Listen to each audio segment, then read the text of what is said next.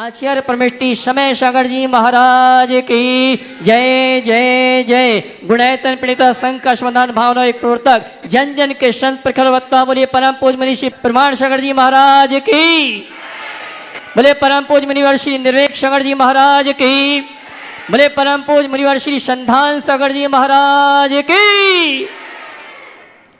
आइए TV channel का बहुचर्चित विश्वविख्यात संघ का समाधान का कार्यक्रम हम और आप IES पब्लिक स्कूल सिहोरा से प्रारंभ करें। उसके पूर्व जिनवाणी चैनल, पारस चैनल और प्रमाणिक ऐप के माध्यम से जिस कार्यक्रम को देख और सुन रहे हैं उन सभी की ओर से और यहाँ पर उपस्थित परम पूज मुनिवर के श्री चरण में जो यहाँ पर उपस्थित हैं उन सभी की ओर से नमन करते हुए आशीर्वाद प्राप्त करेंगे और निवेदन करेंगे टीवी चैनल के शंका समाधान के कार्यक्रम के लिए दोनों हाथ उठा लें, जोड़ लें, बोलेंगे हे मुनिवर।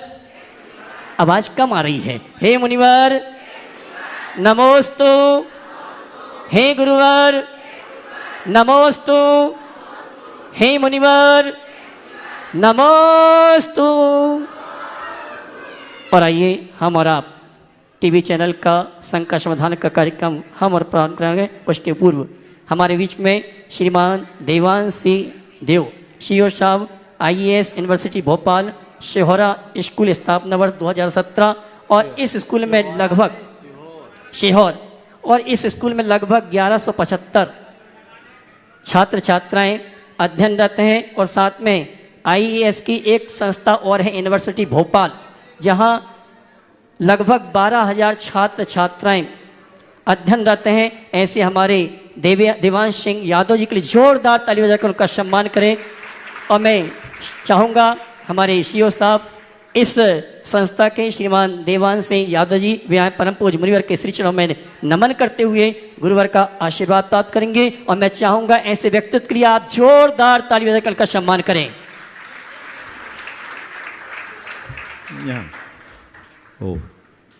और आइए इसी क्रम में हमारे बीच में बहुत वर्षों से भावना थी, पिछली बार भी मुनिवर का पदार्पण हुआ था लेकिन इस बार फिर वह भावना लेके आए हैं आष्टा दिगंबर जैन समाज के श्रावक। मैं चाहूँगा कुछ पदाधिकारी यहाँ पर आके निवेदन करेंगे, शेष लोग वहीं खड़े होके निवेदन करेंगे। इनकी भावना है कि मुनिवर आपका इंदौर के लिए चातुर्मास के लिए बिहार चल रहा है, बीच में आष्टा दिगंबर जैन समाज आष्टा नगर है, आपका सानिध्य हमें प्राप्त हो। इस भावना के साथ आष्टा दिगंबर जैन समाज परम पूज मुनिवर के श्री चरण में नमन करते हुए आशीर्वाद प्राप्त कर रही है। और आइए चलते हैं और आइए चलते हैं आगे के कार्यक्रम के संचालन के लिए मैं निवेदन करूंगा परम पूज मुनिवर प्रमाण सागर जी महाराज के आशीर्वाद से मुनिवर संधान सागर जी से दोनों हाथ उठा के जय कला लगाएंगे। बोले परम पूज मनीषी प्रमाण सागर जी महाराज की। आज का यह सत्र यहाँ प्रारंभ होता IES के इस विशाल हॉल में जहाँ अपने बीच में यहाँ के पूरे पदाधिकारी भी बैठे हुए हैं, जो संस्थापक कुलाधिपति हैं वे भी और प्रति कुलाधिपति और यहाँ के मुख्य कार्यकारी अधिकारी। मैं चाहूँगा कि आज का प्रथम प्रश्न यदि कुलाधिपति जी से आज का प्रथम प्रश्न अशोक जी जैन सीहोर पूज्य महाराज श्री जी के अनन्य भक्त हैं और उसके बाद में वीर सेवा दल सीहोर तैयार रहेंगे। आज सीहोर वालों का यह लाभ मिल रहा है, अच्छा लाभ है। हाँ बोलो। हे गुरुदेव, आपके चरणों में त्रिवार कोटि कोटि नमन। गुरुवर, मेरा प्रश्न ये है कि हमसे कोई प्रश्न करता है, हम बड़ा सोचना पड़ता है, फिर भी हम सही उत्तर नहीं दे पाते हैं। आपके अंदर ऐसी क्या कलाकारी है जो आप इतने सटीक उत्तर दे देते हैं? आपसे कोई प्रश्न करता है, आप उत्तर नहीं दे पाते, इसलिए क्योंकि आपके मन में ढेर सारे प्रश्न भरे रहते हैं। जिसके दिमाग में प्रश्न भरा रहेगा, जिसके दिमाग में प्रश्न भरे रहेंगे वो उत्तर कैसे देगा? मैं उत्तर केवल इसलिए दे पाता हूँ क्योंकि मेरे मन में कोई प्रश्न नहीं होता। समझ गए? चलो। वीर सेवा दल सीहोर के उत्साही ये कार्यकर्ता एक बार जोरदार तालियां बजा दीजिए उनके लिए और वो प्रश्न अपना पूज्य महाराज श्री चरणों में रखते हैं। Hello hello. केवल डॉक्टर पंकज जी जैन सीहोर तैयार रहेंगे। गुरुदेव के चरणों में कोटि कोटि नमन। वीर सेवा दल के सभी बच्चे हम यहाँ पर धर्म की प्रभावना करते हैं महाराज जी, लेकिन मेरा एक प्रश्न ये है कि हम समाज के युवाओं को समाज के कार्यों में कैसे जोड़े एवं कार्य करें कि समाज की युवा आगे बढ़कर समाज के कार्यों में जुड़े और प्रोत्साहित होकर हमारा साथ दें। देखिए, बहुत अच्छा सवाल है। युवाओं को सामाजिक कार्यों के प्रति कैसे जोड़ें, उसके जोड़ने के दो उपाय। पहला, आपस में संगठन, और दूसरा बड़ों का प्रोत्साहन। अगर युवाओं को आप समाज में जोड़ना चाहते हैं तो बड़ों को चाहिए कि उन्हें अवसर दें और उनकी टोका टाकी करने की जगह उन्हें प्रोत्साहित करें। यदि ऐसा करेंगे तो सभी आगे बढ़ेंगे, और युवाओं को चाहिए कि वो बड़ों से प्रेरणा लें और उनकी विनय करते हुए आगे बढ़ें। नमोस्तु महाराज। डॉक्टर पंकजी जैन सीहोर अपना प्रश्न पूज्य महाराज श्री जी के चरणों में रखते हैं, और उसके बाद में भक्ति महिला परिषद सीहोर तैयार परम रहेगी। पूज्य मुनिश्री के चरणों में त्रैवार नमोस्तु नमोस्तु नमोस्तु। महाराज श्री, हमने आपके प्रवचनों से, आपके सानिध्य से हमेशा एक चीज सीखी है कि हमें गरीब व्यक्ति कोई हो उसकी मदद करना चाहिए, कोई अपाहिज व्यक्ति हो उसकी मदद करना चाहिए, जो जरूरतमंद है उसकी मदद करना चाहिए, और हम ये मदद करते भी आ रहे हैं आपकी प्रेरणा से। लेकिन कभी कभी एक विचित्र प्रश्न किसी के दिमाग में आया, वो ये कहता है कि इनकी मदद नहीं करना चाहिए। क्यों? उनका कहना है कि यदि ईश्वर ने उन्हें सजा दी है, यदि ईश्वर ने सजा दी है तो तुम ईश्वर के खिलाफ जा रहे हो। यद्यपि मैं व्यक्तिगत रूप से सहमत नहीं हूं, आपका आशीर्वाद मार्गदर्शन हूं। अगर ऐसा व्यक्ति जो ईश्वर की आड़ में ऐसी बात करता है तो मैं मानता हूं कि उसकी ईश्वर पर आस्था ही नहीं। अगर ईश्वर पर आस्था है तो इस प्रेरणा को भी ईश्वर की प्रेरणा क्यों नहीं मान लेता? एक बड़ी पुरानी कहावत है, एक ब्रह्मवादी रूढ़ विद्वान था। हर बात मैं ब्रह्म रूप हूं, मैं ब्रह्म स्वरूप हूं, अहम ब्रह्मस्मि, सब ब्रह्ममय है, यही दोहराता। एक दिन एक हाथी भड़का, पागल हो गया, मतवाला। और मतवाला हाथी सड़क पर जा रहा था, लोग भाग रहे थे डर कर, और महावत भी बोल रहा है कि भैया हट जाओ। तो कहता मैं ब्रह्ममय हूं, मुझे कुछ नहीं होगा। वहीं रहा। अब हाथी आया, सूंड में लपेटा, उठा के फेंक दिया, दूर गिरा, हड्डी पसली सब टूट गई। बड़ा कराहने लगा। उसने कहा मैंने तो सोचा था सब ब्रह्ममय है, मेरा कुछ नहीं होगा। तो लोगों ने समझाया तुझे अपना ब्रह्म तो दिख रहा था, महावत का ब्रह्म क्यों नहीं दिखा? वो भी कह रहा वो ब्रह्ममय है, मान लेता और अपने आप को बचा लेता। समझ गए? बिल्कुल, बहुत अच्छा मैसेज गया। अपना कर्तव्य कीजिए और आगे बढ़िए। आज आपके माध्यम से उन लोगों के पास बहुत अच्छा मैसेज गया जो ईश्वर की आड़ में ऐसा कार्य कर। भक्ति महिला परिषद अपना प्रश्न रख रही है सीहोर से, और उसके बाद में तैयार रहेगी सीहोर की पूरी कमेटी उनके अध्यक्ष अजय जी जैन के साथ में। गुरुदेव के चरणों में बारंबार नमस्तु। गुरुदेव, जब आत्मा का जन्म और मरण नहीं होता है तो फिर इतने कालों से जीव मोक्ष जा रहा है, परंतु संसार में फिर जीवों की संख्या कम क्यों नहीं हो रही?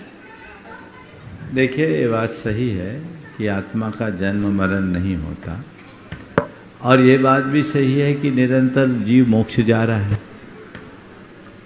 तो आपका सवाल सही है कि फिर संसार खाली नहीं हो जाएगा। चिंता करने की कोई बात नहीं, कभी नहीं होगा। क्यों नहीं होगा सुनिए। इसलिए नहीं होगा कि संसार की राशि अनंत है। अनंत किसे कहते हैं? जिसमें आय ना हो, व्यय होता रहे, फिर भी जो अव्यय यानी ज्यों की त्यों बना रहे। क्या बोला? आय ना हो, व्यय होता रहे, फिर भी जो ज्यों का त्यों बना रहे उसको बोलते हैं अनंत। समझ गए? जैसे भविष्य काल, प्रतिपल भविष्य वर्तमान से होते हुए भूत में जा रहा है, हर पल जा रहा है। भविष्य के कोष में एक समय भी बढ़ रहा है क्या? हर समय भविष्य घट रहा है कि नहीं? लेकिन आज मैं आपसे सवाल करता हूं भविष्य कितना है तो क्या कहोगे आप? अनंत। कल पूछूंगा भविष्य कितना है तो क्या कहोगे? ओम। कल पूछूंगा भविष्य कितना है तो क्या कहोगे? अनंत। परसों पूछूंगा तो आप क्या कहोगे? अनंत। हाँ, अनंत। साल भर बाद पूछूंगा तो क्या कहोगे? अनंत। और आज से अनंत काल बाद ये पूछा जाएगा कि भविष्य कितना है तो भी अनंत। तो जब भविष्य नहीं मिट सकता तो संसार भी नहीं मिट सकता, क्योंकि ये अनंत है। नमोस्तु गुरुदेव। हाँ, अपनी कमेटी के साथ में अजय कुमार जी जैन अध्यक्ष जो सीहोर दिगंबर जैन समाज के भी प्रश्न कर रहे हैं और उसके बाद में तैयार रहेंगे अपने बीच में। आज जहां पर यह कार्य सत्र चल रहा है IES स्कूल, उसके मुख्य कार्यकारी अधिकारी श्री देवांश सिंह जी यहाँ पर उपस्थित हैं। वे अपना प्रश्न रखेंगे और उनके बाद में तैयार रहेंगे प्रसाद। महाराज श्री के चरणों में सकल जैन समाज सीहोर की ओर से त्रिवार नमोस्तु नमोस्तु नमोस्तु। महाराज श्री, सबसे पहले तो आज जिज्ञासा नहीं, यहाँ पर जितने भी सीहोर समाज के लोग बैठे हैं सब आशान्वित हैं, आशा लिए बैठे हैं और सब चाहते हैं कि हमको कुछ आपका कल सीहोर में प्रवास मिले और आहार चर्या मिले। ये आपसे विनम्र निवेदन है।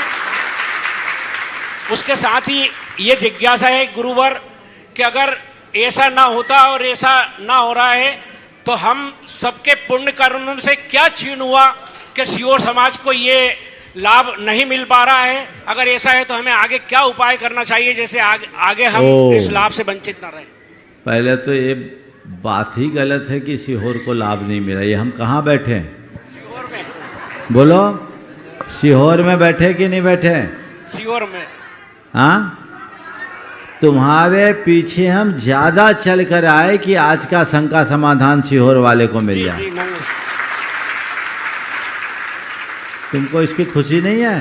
नहीं, बहुत खुशी है महाराज जी। तो लेकिन इसका धन्यवाद दो, शिकायत क्यों कर रहे हो? नहीं, बोलो। इसलिए सुनो, जो मिला है उसका लाभ लो। और तुम लोगों को पता है स्पेशल ट्रेन सीधे अपने गंतव्य पर जाके रुकती है, बीच के स्टेशनों में केवल तकनीकी कारणों से रुकती है। ये स्पेशल ट्रेन है, थ्रू जा रही है। अब बीच में जहाँ जहाँ ईंधन की आपूर्ति लेनी है सो ले रही है और बढ़ते जा रही है। इसलिए मैंने पहले तुम लोगों की आशा से अधिक 3 दिन सीहोर को दिया है कि नहीं दिया? दिए महाराज जी। तुम तो एक दिन भी मुश्किल से सोच रहे थे कि आ गए यही बहुत है, तो उसको बना के रखो और आगे की भावना भाव सबको नमोस्तु महाराज जी। श्रीमान देवांश सिंह जी अपना प्रश्न रखे हैं। एक बार जोरदार तालियों से, जिनके यहाँ आज इन्होंने बहुत ही अच्छी व्यवस्था यहाँ पर इस प्रांगण में दी है सभी के लिए, वे अपना प्रश्न पूज्य महाराज श्री जी चरणों में रखें। और उनके बाद में अपने बीच में सेज यूनिवर्सिटी के वाइस चांसलर प्रशांत जी जैन साहब भी यहाँ पर उपस्थित हैं, वे अपना प्रश्न रखेंगे। जी, महाराज के चरणों में कोटि कोटि नमन। मैं यही कहना चाहूँगा, जैसे कि महाराज आज हमारे सबके बीच में 3 दिन उनने सीहोर के लिए निकाले हैं, तो मुझे गहरा एहसास है महाराज कि आपने जैसे 3 दिन सीहोर के लिए निकाले हैं, आप 5 मिनट भी यहाँ पर आ गए और आपने हमारा कैंपस को पवित्र कर दिया। इसके लिए आपको बहुत बहुत बधाई। ये एहसास जो आप हमारे यहाँ आए हैं, रुके हैं, हम सबके हृदय में हमेशा रहेगा और हम बहुत बहुत आभारी हैं। इसके साथ मेरा एक प्रश्न आपसे है कि हम IAS पब्लिक स्कूल में शिक्षा प्रदान कर रहे हैं, पिछले 20-25 सालों से शिक्षा प्रदान कर रहे हैं। तो माता पिता को हम कई बार बताते हैं कि आजकल के जो युवा हैं, जो बच्चे हैं, मोबाइल फ़ोन पे, टैबलेट पे, इन सब पे टाइम ज़्यादा स्पेंड करते हैं। कई बार घरों में प्रेशर पढ़ाई का कम रहता है, कई बार ज़्यादा रहता है। तो मैं चाहता हूँ आप एक माता पिता को, पेरेंट्स को मैसेज दें कि कितनी पढ़ाई ठीक है, कितना टेक्नोलॉजी का इस्तेमाल करना ठीक है, क्योंकि एक बार वो हमारी बात तो सुनते हैं लेकिन आपकी बात और ज़्यादा सुनेंगे, तो आप उनको परफेक्ट बैलेंस बता पाएँ। पहले तो मैं चाहूँगा एक बार जोरदार करतल ध्वनि से इनका अभिनंदन करें। जब हमारे सारे टीम के लोग, कहाँ राजीव है, ये लोग स्थान देखने के लिए आ रहे थे और पूरी टीम, विवेक वगैरह जितने लोग, इनको इन्होंने सहज भाव से स्थान सुलभ कराया। और आपका पूरा मैनेजमेंट बहुत तत्परता से हम लोगों का स्वागत किया और आप खुद चल कर के यहाँ तक आए। ये आपकी निष्ठा की अभिव्यक्ति है। मैं इसकी भूरी भूरी सराहना करता हूँ और आपको आशीर्वाद देता हूँ और ये भावना भाता हूँ कि आपका ये संस्थान खूब फले फूले। आपने जो बात कही ये बड़ी गंभीर बीमारी है और इस बीमारी से बचने के लिए बार बार रोकने टोकने मात्र से काम नहीं चलने वाला। निषेध और वर्जना समाधान नहीं देते, बोध की अभिव्यक्ति ही समाधान देते। अभिभावक हो या अध्यापक, बच्चों से आप ये कहो कि मोबाइल का प्रयोग मत करो, टैबलेट का प्रयोग कम से कम करो, तो उसका उनको असर कम पड़ेगा। उनके हृदय में औचित्य का बोध जगाइए। हमारे लिए क्या उचित है और क्या अनुचित है, ये बात उन्हें सिखाया जाए। बच्चों के हृदय में ये बात बिठाई जाए कि तुम्हारे अंदर असीम संभावनाएं और तुम्हें बहुत आगे बढ़ना है। अगर तुम इधर उधर की बातों में उलझ जाओगे तो तुम्हारी प्रगति रुक जाएगी। हमारा पहला लक्ष्य अपना ध्येय को पाने का होना चाहिए। जिससे मेरा प्रयोजन है मुझे उसे पूरा करना, उसके प्रति अट्रैक्शन होना चाहिए। पर डिस्ट्रैक्ट हो जाते हैं, ये डिस्ट्रैक्शन हमें रोक देता है। बच्चों को यदि मनोवैज्ञानिक तरीके से ये बातें समझा दी जाए, समझाई नहीं उनके हृदय में बिठा दी जाए, तो उनके जीवन में बहुत बड़ा परिवर्तन घटित हो सकता है। फिर वो उनका इस्तेमाल करेंगे भी तो सीमित करेंगे। फिर आप बच्चों से तो अपेक्षा रखते हो कि तुम इनका प्रयोग ना करो और खुद 24 घंटे उसी में रमे रहते हो। अब तो बड़े बच्चों की बात जाने दीजिए, तुरंत का जाया बच्चा भी मोबाइल पकड़ने लगा है और माँ भी उसकी इसलिए सौंप देती कि चलो चुप रहेगा, अब खिलौना कम मोबाइल ज़्यादा। क्यों? क्योंकि माँ 9 महीना उसको इसके संस्कार दे रखी है। मैं तो सलाह दूंगा, यदि आप चाहते हैं कि मेरा बच्चा सही हो तो बच्चे के पालन पोषण को केवल एक कर्तव्य की तरह न करे, बच्चों के पालन पोषण को एक तपस्या का रूप दें। मेरे संपर्क में एक दंपति है जो वर्तमान में सिंगापुर में रहते हैं। उन्होंने एक बहुत अच्छा अनुकरणीय आदर्श उपस्थित किया। उनने एक नियम ले लिया कि हम अपने ऑफिस से बाहर इंटरनेट का यूज ही नहीं करेंगे। वे अपने घर में बेसिक फ़ोन से काम चलाते हैं, स्मार्टफोन नहीं रखते हैं। ऑफिस में जितना काम उनको करना उतने से कर लेते हैं। बोले क्यों? उसका जो कारण उन्होंने बताया कि यदि हम यूज करेंगे तो हमारे बच्चे उसके प्रति अट्रैक्ट होंगे। हमें बच्चे को आगे बढ़ाना है तो उसके लिए हमें खुद को भी संभालना होगा। वो नहीं करते। बोले महाराज पर्याप्त है। अब तो लोगों की आदत बन गई है बिना काम के मोबाइल चलाने की, और बस टच स्क्रीन है तो बस हाथ ही तो खिंचकाना पड़ता है। खिंचकाते रहते पूरी रात बिता देते, रील चलाते चलाते स्क्रॉल करते जा रहे। लेना एक न देना दो। आप अपनी रचना धर्मिता का महत्व जानो, उनको सिखाओ। क्रिएटिविटी कम होती है, इससे इसको बचाओ, तो लोग आगे बढ़ेंगे। और उनके सामने ये भी बात बताइए कि दुनिया के जितने भी प्रगतिशील लोग हैं उनने कैसे अपने जीवन को आगे बढ़ाया। तो बहुत अच्छा काम। धन्यवाद कुंज। मैं चाहूँगा कि अनुभव जी सर, आप राजीव जी, अरविंद जी सुपारी, इनका पीत दुपट्टे के माध्यम से, अंग वस्त्र के माध्यम से स्वागत अभिनंदन कर दे। उन्हीं के स्थान पर जाके रोहित जी सुगंधी भी इस श्रृंखला में, और पवन जी सुपर भी आ जाएं, जो पूरा बिहार में बहुत सहयोग कर रहे हैं। सभी ये कर्मठ कार्यकर्ता हैं। अभी भोपाल प्रवास में इन्होंने पूज्य महाराज श्री जी के लिए अपना तन मन धन समर्पण किया, और गुणायतन परिवार से सभी लोग जुड़े हुए हैं। जोरदार तालियों से इनका भी स्वागत अभिनंदन कर दें। इसके बाद में अपने बीच में सेज यूनिवर्सिटी के वाइस चांसलर प्रशांत जी जैन साहब यहाँ पर सपत्नी के उपस्थित हैं। वे अपना प्रश्न यहाँ पर पूज्य महाराज श्री जी चरणों में रख रहे हैं, और उसके बाद में तैयार रहेंगे अपने बीच में आज यहाँ पर कन्या महाविद्यालय सीहोर के प्राचार्य जिन्होंने निर्देशन में लगभग 8 से 10 लोगों ने पीएचडी की, और वो भी आचार्य श्री जी के ऊपर, आचार्य श्री जी के द्वारा हाइकू आदि के ऊपर। यह डॉक्टर गणेश लाल जी जैन यहाँ पर उपस्थित हैं, जिनके निर्देशन में पीएचडी कर रहे हैं।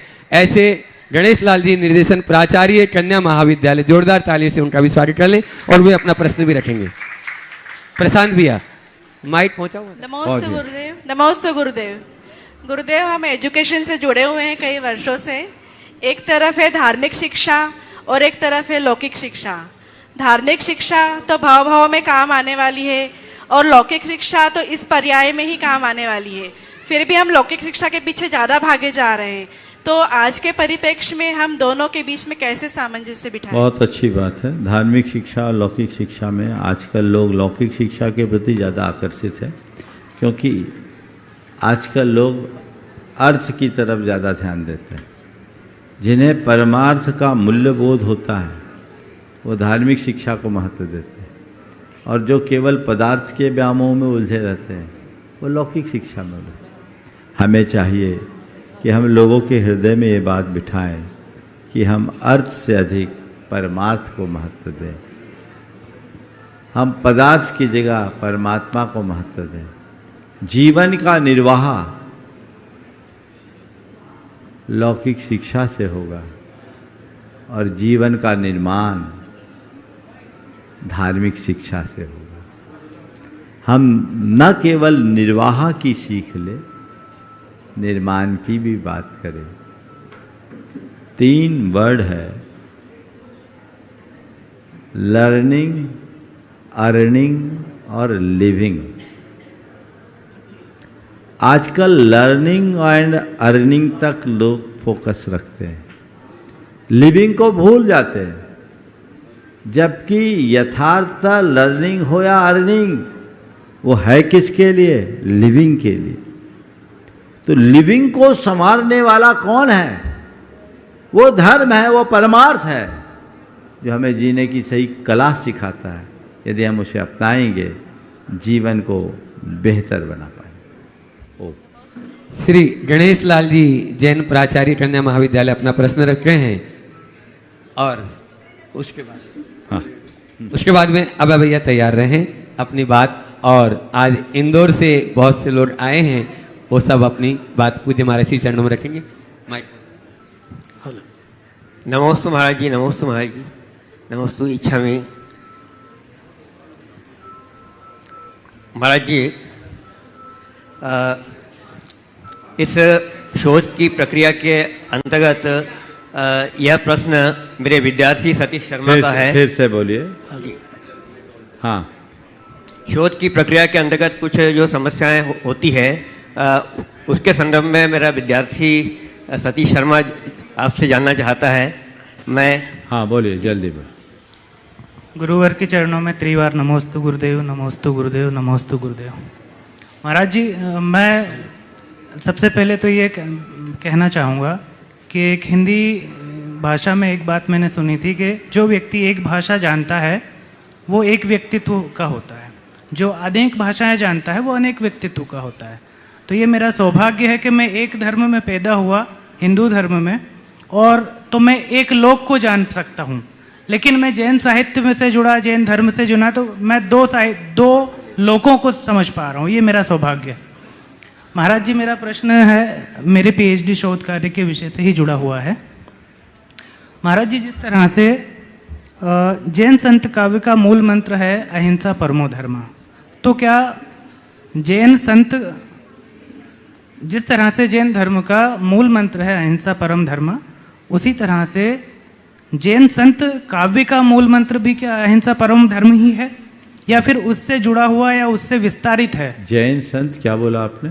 सर जिस महाराज जी अहिंसा परमो धर्म, धर्म का मूल मंत्र है, उसी तरह जैन संत का क्या बोलना? जैन संत काव्य का मूल मंत्र क्या है? जैन संत काव्य परंपरा का मूल मंत्र क्या है? जी महाराज जी। देखिए, सबसे पहली बात, संतों के द्वारा काव्य की रचना की क्यों जाती है, काव्य हो या महाकाव्य? संत जो भी सृजन करते हैं उसका दो ही उद्देश्य है, स्वांतः सुखाय बहुजन हिताय। तो संत के सृजन में उनके जीवन का अनुभव भरा होता है, समझिए। अनामिका जी, और इंदौर में एक समाज ऐसी है जिसकी अध्यक्ष महिला है, तुकोगंज जैन समाज की अध्यक्षा श्रीमती रानी दोषी। ये सभी आएंगे परम पूज मुनिवर के श्री चरण में नमन करते हुए यही निवेदन करेंगे, महाराज आज 2 पंक्ति मत सुनाना, आज तो आप आशीर्वाद देना कि तुम चिंता मत करो, तुम्हारे यहाँ आशीर्वाद चातुर्मास जरूर होगा। गुरुदेव के चरणों में सत सत नमन। नमोस्तु नमोस्तु गुरुदेव। माँ अल्य की इस पावन नगरी में, हिंदुस्तान की सबसे स्वच्छ नगरी इंदौर शहर में चातुर्मास की स्वीकृति गुरुदेव मिल जाए, इंदौर बड़ा धन्य होगा और बड़े ही भाव के साथ और बड़े ही उसके साथ आपका चातुर्मास का इंतजार कर रहा है। संपूर्ण शहर लालयित है कि आप घोषणा करें कि इंदौर में चातुर्मास हो, ऐसा हम सब निवेदन करने आए हैं गुरुदेव। मुनि संघ के चरणों में सत सत वंदन। नमोस्तु महाराज। देखिए, जैसे जैसे मौसम ठीक हो रहा है, शीतल बयार आपको स्पर्श करते हुए इंदौर की तरफ हो रही है, और उतनी आतुरता, उतनी खुशी सबको हो रही है कि महाराज श्री का भव्य मंगल प्रवेश इंदौर में होगा। लेकिन उसके पहले मेरा कहना है कि महाराज श्री जिनको टीवी में 13 साल 14 साल से इंदौर वासी देख रहे हैं, उनका कहना है कि वो गुरुजी टीवी से निकल के कब आएंगे इंदौर शहर में, सबको इंतजार है। और हमारा सबका सोचना ये है कि आचार्य श्री के द्वारा चलती फिरती जो घड़ी 3 मूर्ति है, 3 मूर्ति की मंदिर इंदौर में काफ़ी है, लेकिन चलती फिरती 3 मूर्ति सत्संग पहली बार इंदौर में चतुर्मास करने आ रही है, तो सबको बड़ी उत्सुकता है। तो आज सबकी ओर से, पूरे इंदौर शहर के समाज की ओर से मैं आपसे निवेदन कर रहा हूँ कि आप अपने श्री मुख से उद्घोषणा करें कि चतुर्मास की स्थापना कब होगी, ताकि हम थोड़ी सी उसकी तैयारी, कब मंगल प्रवेश होगा, कब चतुर्मास स्थापना होगी, तो हम थोड़ी सी हल्की फुल्की उसकी तैयारी कर सके। इसी निवेदन के साथ में प्रश्न बाद में महाराज श्री। देखिए, और भी कोई को बोलना है क्या? गुरुदेव, आपने इसके पहले बोला था बादल गरज रहे हैं और बरसना है, बादल भी हैं गुरुदेव, आ भी गए हैं। भोपाल हम आए थे गुरुदेव जब आपने हमें संकेत दिया था, लेकिन अब तो निवेदन है गुरुदेव, अब हम थक गए गुरुदेव, इस लालायित हैं कि आप हाँ कर दें बस। कब करेंगे, क्या करेंगे गुरुदेव चतुर्मास कलश स्थापना करने के लिए हम लोग? और बस लास्ट। नमोस्तु गुरुदेव। गुरुदेव, बस इस बार पूरे इंदौर जैन समाज का हर क्षेत्र का हर व्यक्ति यहाँ उपस्थित है। 5000 से अधिक लोग भी आपके श्री चरणों में आए, और आज सभी धर्मनिष्ठ और एक संचालक लोग आपके चरणों में आए हैं। बस गुरुदेव, आज पुनः निवेदन कि आप आज घोषणा करके पूरे इंदौर को बता दीजिए कि आज आपका चतुर्मास निवेदन। अब आगे भी तो करने दो। देखो, हाँ धर्मेंद्र, चलो धर्मेंद्र आ जाओ, आप बोल लो अपनी बात। धर्मेंद्र सिंपल, दोनों आगे आ जाओ। सिंपल। गुरुजी, काफी समय से इंदौर समाज इंतजार कर रही है, तो बस आप घोषणा करो कि हमें चौमासे का लाभ मिले। बरसों से प्रयासरत है, और इंदौर की भावना विगत 23 तारीख को अभिव्यक्त हो गई, जब एक साथ 4000 से अधिक लोग इंदौर से चलकर भोपाल में आकर चातुर्मास करने का निवेदन किया। ऐसा लगता था मानो पूरा इंदौर ही यहाँ उमड़ आया है। आप सबकी भावनाओं से हम सब अच्छे तरीके से परिचित हो गए हैं और आपकी भावना को ध्यान में रखते हुए ही भोपाल से निकले हैं। आखिरी बैरियर ख़त्म हो गया है। अब इंदौर वालों के लिए कोई खतरा तो नहीं बचा। अब खतरा बचा नहीं तो सब तुम लोग समझ लो और अपनी तैयारी करो।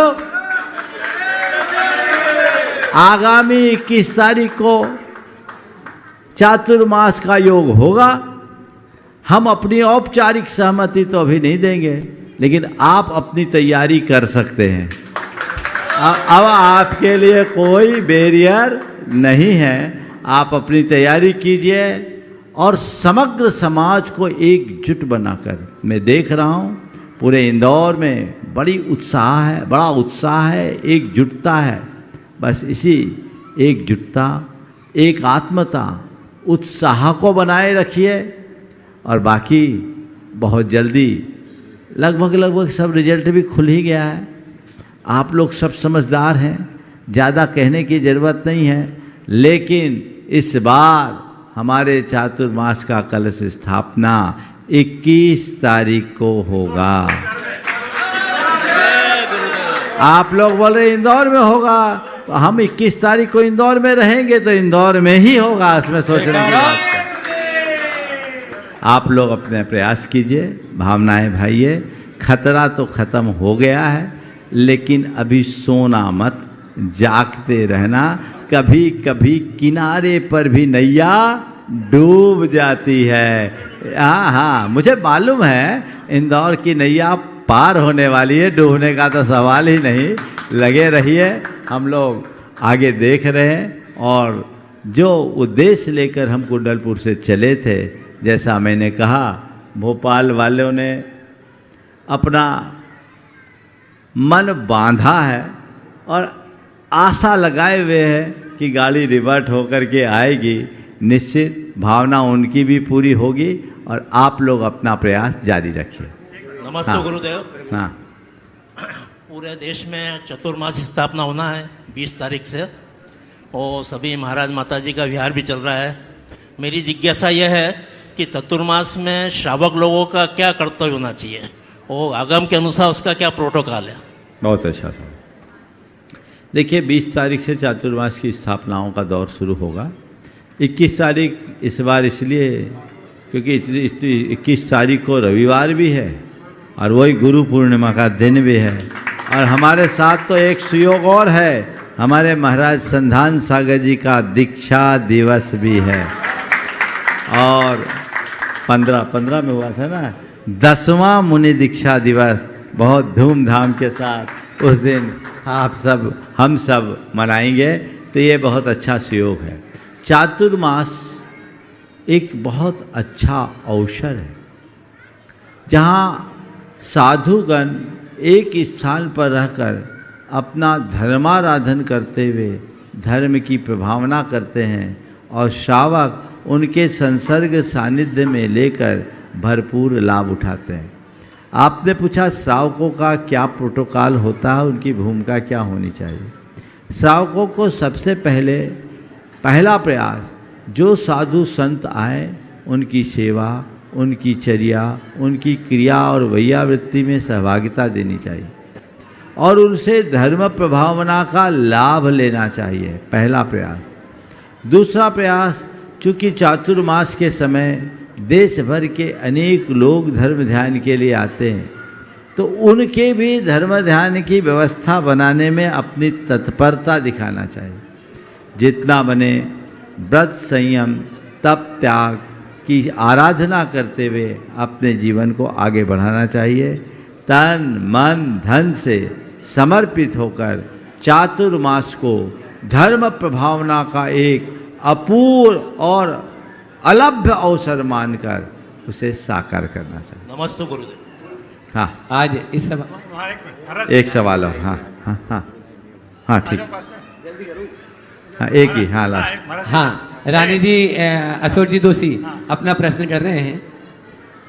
महाराज श्री एक थोड़ी सा निवेदन है, शंका ही है, ऐसा मान लो कि ऐसा सुनते हैं कि जो महाराज जी मूर्तियाँ देते हैं और उसकी मूर्ति की जो पूजा अर्चना और शांतिधारा अभिषेक जो भी होते हैं, तो मूर्ति देने वाले लोगों को उसका 6% या 10%, मूर्ति देने प्रदाता को उसका 6% 10% पुण्य मिलता है।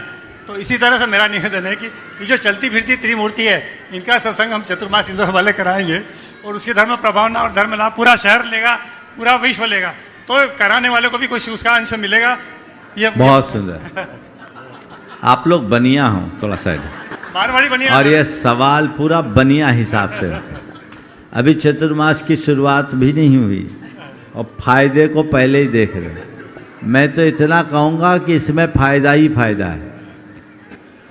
6वां हिस्सा यानी 16.25% तुम्हारे खाते में ऑटोमेटिक आएगा। करने और कराने का बड़ा लाभ है।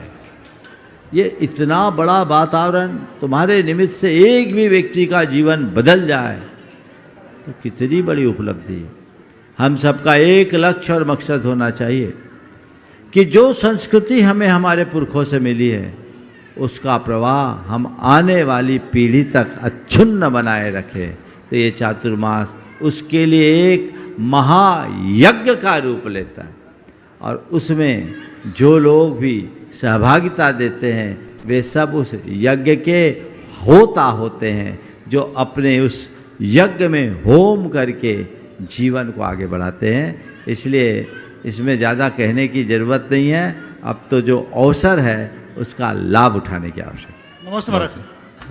एक बार जोरदार तालियां बजा दीजिए आपके आगंतुक अतिथि जो इंदौर से आज ये सभी लोग यहाँ पर पदाधिकारी लोग यहाँ पर आए हैं।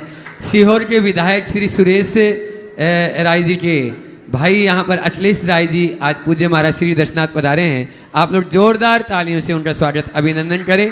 प्रसिद्ध समाज सेवी भी हैं, प्रतिष्ठित परिवार से हैं आप, और इनके स्वागत के लिए गुणायतन परिवार के सभी सदस्य उनका पीठ दुपट्टा आदि से स्वागत अभिनंदन करें। ओ हाँ करो। स्वागत अभिनंदन कर रहे हैं अनुभव सर, आप अपनी पूरी टीम के साथ में, गुणायतन परिवार के साथ में आप लोग तालियों से अभिनंदन उनका कर दें। और साथ में ही यहाँ इस IES जो पब्लिक स्कूल के सवाल भी है, चलो ठीक है, आशीर्वाद। सपना जी मालवी है, डीन मैनेजमेंट एकेडमी, वे मैनेजमेंट एकेडमी की डीन है। ऐसी सपना जी मालवी अपना प्रश्न पूज्य महाराज श्री चरणों में रख रहे हैं और उसके बाद में तैयार रहेंगी स्तुति महिला मंडल सीहोर। शत नमन गुरु जी। हाँ, शत नमन गुरु जी। मेरा नाम सपना मालविया है। मैं IES ग्रुप से पिछले 11 साल से जुड़ी हुई हूँ और शिक्षा विभाग में हूँ। मैं डीन एडमिन भोपाल से। मेरा प्रश्न बहुत सिंपल है बट बहुत कठिन भी है। मन की संतुष्टि क्या है, क्या उसकी सीमाएं हैं? बहुत सुंदर। मन की संतुष्टि क्या है और उसकी सीमा क्या है? मन में शिकायतों का समाप्त हो जाना ही मन की संतुष्टि है और वही उसकी सीमा। बस जिंदगी को अहोभाव के साथ जियो, उसमें किसी प्रकार की शिकायत का औषध न रहने दो, जीवन धन्य।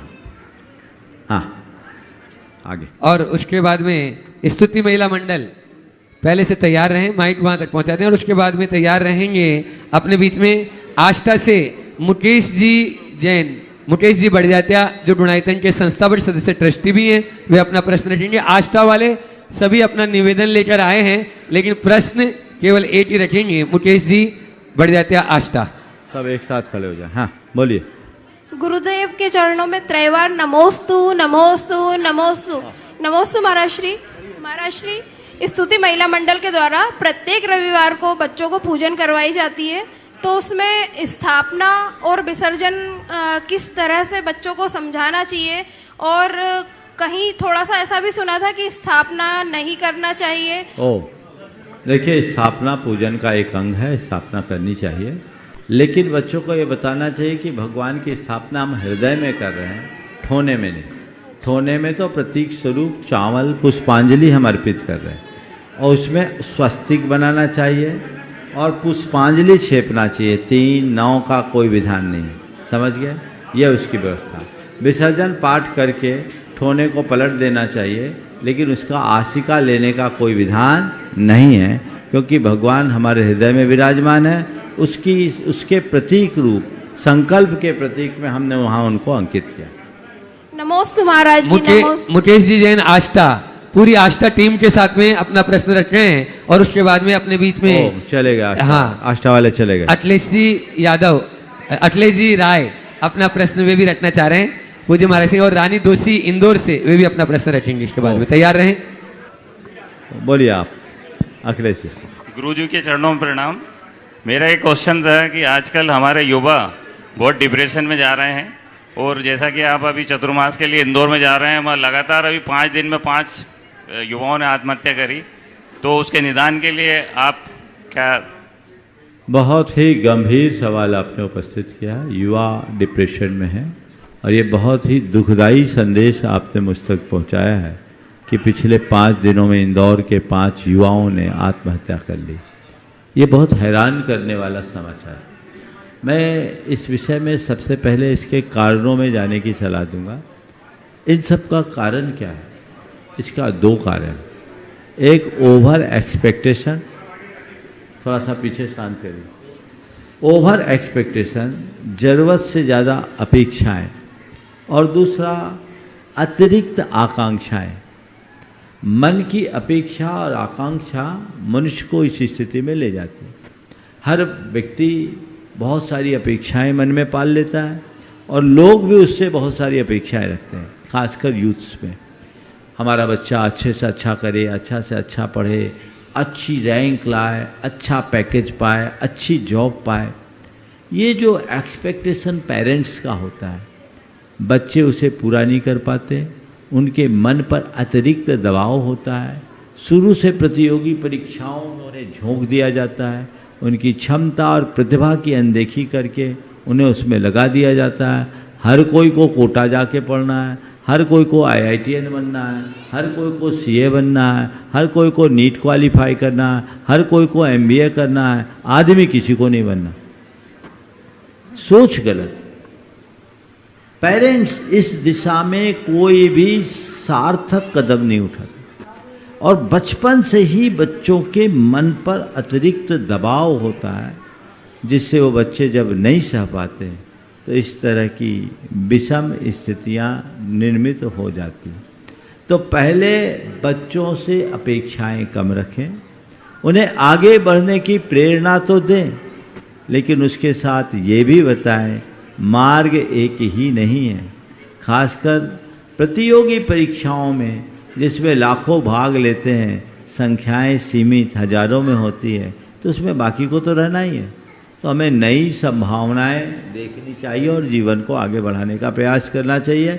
और बच्चों के लिए माँ बाप को भी ये समझाना चाहिए और ऐसी प्रतियोगी परीक्षाओं में उन्हीं बच्चों को भेजना चाहिए जिनका उस लेवल का बौद्धिक स्तर है और जिनके घर का जो पारिवारिक पृष्ठभूमि है वो उसके अनुकूल है, जिनके घर में अच्छा खासा कारोबार है, व्यापार है, सब कुछ सेटल्ड है। क्या ज़रूरत है उधर जाने की? वो अपने पेरेंटल बिजनेस को भी आगे बढ़ा सकता है। उसके लिए बहुत लंबी चौड़ी डिग्रियों की कोई ज़रूरत नहीं होती।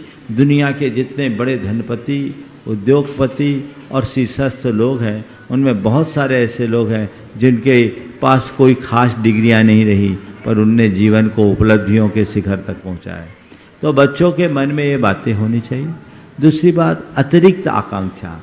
आजकल सब शॉर्ट टर्म गेन चाहते हैं, हम तुरंत करोड़पति बन जाएं, ये चाह हर व्यक्ति के मन में होती है। नीचे तो कोई रहना ही नहीं चाहता, सब के सब करोड़पति और शॉर्ट टर्म गेन। उसके कारण अंधी दौड़ में दौड़ते हैं, ओवर एस्टिमेट व्यापार धंधा करना शुरू कर देते हैं, उसमें विफल हो जाते हैं, तो इस तरह की आत्महत्या जैसी घटनाएं घट जाती है। आज सब लोग कर्ज में दब जाते हैं। कंसल्टेंट सब्जबाग दिखाते हैं, बड़ी बड़ी योजनाएं सामने रख देते हैं। आज की युवा उन सब बातों का ठीक तरीके से विश्लेषण किए बिना उनके इशारे में दौड़ जाते हैं। उन्हें तो कागज़ पर जो दिखाओ उस कैलकुलेशन को देखते हैं कि हाँ ऐसा करेंगे तो ऐसा हो जाएगा, ऐसा करेंगे तो ऐसा हो जाएगा। कैलकुलेशन से सब कुछ नहीं चलता और जब वो कैलकुलेशन फेल हो जाता है तो उनकी हालत बिगड़ जाती है और फिर वो कहीं के नहीं रहते। तो ऐसी स्थिति से बचते हुए सभी को इस बात का ध्यान रखना चाहिए कि हमें एक एक करके 1000 सीढ़ी चढ़ना है, एक साथ 100 सीढ़ी चढ़ने की कोशिश नहीं करना है। आज मैंने इनसे भी कक्ष में कहा था, क्या विवान सिंह जी हैं, इनसे मैंने कहा था कि एक एक करके आगे बढ़ो, हम धीरे धीरे चलेंगे तो बहुत ऊपर चलेंगे, दौड़ लगाएंगे तो हो सकता है फिसल कर गिर जाए, कमर टूट जाए तो चलने लायक भी न बचे। इसलिए हमें इन बातों को युवाओं के मन में बैठाना चाहिए, तभी हम उनके जीवन को सुंदर बना सकते। रानी जी दोषी इंदौर जो अखिल भारतवर्षीय महिला परिषद से अपना प्रश्न रख रही हैं और उसके बाद में तैयार रहेंगे। अपने बीच में आज वरिष्ठ प्रबंधक LIC सीहोर सुनील जी जैन यहाँ पर उपस्थित हैं, वे अपना प्रश्न रखेंगे। मुनि राजों के चरणों में शत शत नमन। सभी को जय जिनेन्द्र। अभी आप सभी लोगों ने सुना कि महाराज जी के मुखाग्र से घोषणा हुई है कि 21 तारीख को इंदौर में बहुत बड़ा कार्यक्रम होने वाला है। तो हम सब इंदौर वासी ये चाहते हैं कि आप सभी सीहोर वाले, आष्टा वाले, भोपाल वाले सब इंदौर में पधारे और हमारी खुशी में आप भी खुश हो। बहुत सुंदर। सुनील जी जैन सीहोर अपना प्रश्न रखें और उसके बाद में तैयार रहेंगे जिला ब्यूरो चीफ दैनिक एक्सप्रेस विमल जी जैन। पूरे देश को बुला, भोपाल सीहोर को। ओ नमोस्तु महाराज जी, नमोस्तु नमोस्तु, त्रिवार नमोस्तु महाराज जी। महाराज जी मैं सुनील जैन यहाँ LIC में वरिष्ठ प्रबंधक के पद पर कार्यरत हूँ। महाराज जी हम लोग अपनी धार्मिक क्रियाएं नियमित रूप से करते हैं, अभिषेक पूजन करते हैं और दिन भर फिर अपने काम में ऑफिस में बिजी हो जाते हैं। शाम को ज़्यादा हुआ तो एक बार फिर मंदिर हो आते हैं, भक्तार्पण पढ़ देते हैं। तो मैं ये जानना चाहता हूँ महाराज जी कि ये जो हम अपनी क्रियाएँ करते हैं क्या ये पर्याप्त है? बाकी हम दिन भर अपनी दूसरी क्रियाओं में लग जाते हैं। क्या मानव जीवन से मुक्ति के लिए या हमको आगे बढ़ने के लिए जो हम कर रहे हैं इतना पर्याप्त है? ये पर्याप्त नहीं, शुरुआत है। लेकिन इसके बाद ये क्रियाएं करो, पर सबसे पहले ये ध्यान रखो कि ये क्रियाएं हम किसके लिए कर रहे हैं, तभी कुछ हो पाए। नमोस्तु महाराज जी, नमोस्तु नमोस्तु। विमल जी जैन हो गया विमल जी, जिला हो गया। नहीं, ये सुनील जी जैन थे। वो मजिस्ट्रेट। हेलो, हाँ, जिला ब्यूरो चीफ दैनिक एक्सप्रेस। नहीं, एक मजिस्ट्रेट साहब आए थे ना, चले गए क्या? मजिस्ट्रेट साहब हैं यहाँ, अभिलाष जैन। अभिलाष जी जैन मजिस्ट्रेट साहब यदि हैं तो वे आ जाएं और तब तक अपन पूज्य महाराज श्री जी के चरणों में हम आप सबकी ओर से। नहीं, अब टाइम नहीं हो, बचा ही नहीं टाइम। आप अपनी सूचना। नमोस्तु महाराज श्री, नमोस्तु। ये छोटा सा प्रश्न है, आचार्य गुरुवर विद्यासागर जी को कितनी भाषाओं का ज्ञाता थे और कितना साहित्य उन्होंने लिखे थे? बस संक्षेप में सवाल करो। अभिलाष जी बोलिए। हाँ। गुरुदेव के चरणों में बारंबार नमोस्तु, बारंबार नमोस्तु। गुरुदेव मेरा प्रश्न है कि हम अपने कार्य में कभी कभी इतने व्यस्त रहते हैं कि नियमित रूप से मंदिर नहीं जा पाते हैं और अपनी धार्मिक क्रियाएं नहीं कर पाते हैं, तो हमें किस चीज़ को प्राथमिकता देना चाहिए? देखिए, चूंकि आप एक न्यायिक सेवा से जुड़े हो, हर व्यक्ति को अपने अपने प्रोफेशन के अनुसार धर्म करना चाहिए। मैं आप जैसे और सभी लोगों के लिए कहूँगा जो प्रोफेशनल लाइफ जीते, उनका पहला धर्म अधर्म ना करना। दूसरी बात, जितना अवसर मिले धार्मिक क्रियाओं को करें और जब न कर पाए तो अपने कर्तव्य को भी अपना धर्म मान करके चलें। नमोस्तु। परम पूज्य मनीश्री ने आज इंदौर की भावनाओं को ध्यान रखते हुए स्वीकृति प्रदान की है और आगामी 21 जुलाई रविवार दोपहर में 1:30 बजे से भव्य चातुर्मास स्थापना का कार्यक्रम प्रारंभ होगा। मैं अपनी ओर से और सकल दिगंबर जैन समाज इंदौर की ओर से पूरे भारतवर्ष की दिगंबर जैन समाज से निवेदन करना चाहूँगा, आप सकल दिगंबर जैन समाज इंदौर का निवेदन स्वीकार करते हुए 21 जुलाई रविवार को दोपहर के 1 बजे उस पांडाल में उपस्थित होवे जिस पांडाल में परम पूज्य मुनिश्री प्रमाण सागर जी महाराज का अतिशयकारी अद्भुत ऐतिहासिक चातुर्मास स्थापना का कार्यक्रम संपन्न होगा। ओम। कल प्रातः काल हम लोगों का प्रवास सेज यूनिवर्सिटी के अंतर्गत जो कॉलेज है, यहाँ से आगे कौन सा गांव पड़ेगा वो? सोंडा गांव, सेज यूनिवर्सिटी, सेज में डिप्लोमा फार्मेसी कॉलेज है, वहाँ प्रवास होगा और जिनको भी कल का लाभ लेना है वहाँ पर ले पाएंगे। समय आप सबका हो गया है, यहीं पर विराम। बोलिए परम पूज्य आचार्य गुरुवर श्री विद्यासागर जी महाराज। पूज्य मुनि श्री 108 प्रमाण सागर जी महाराज।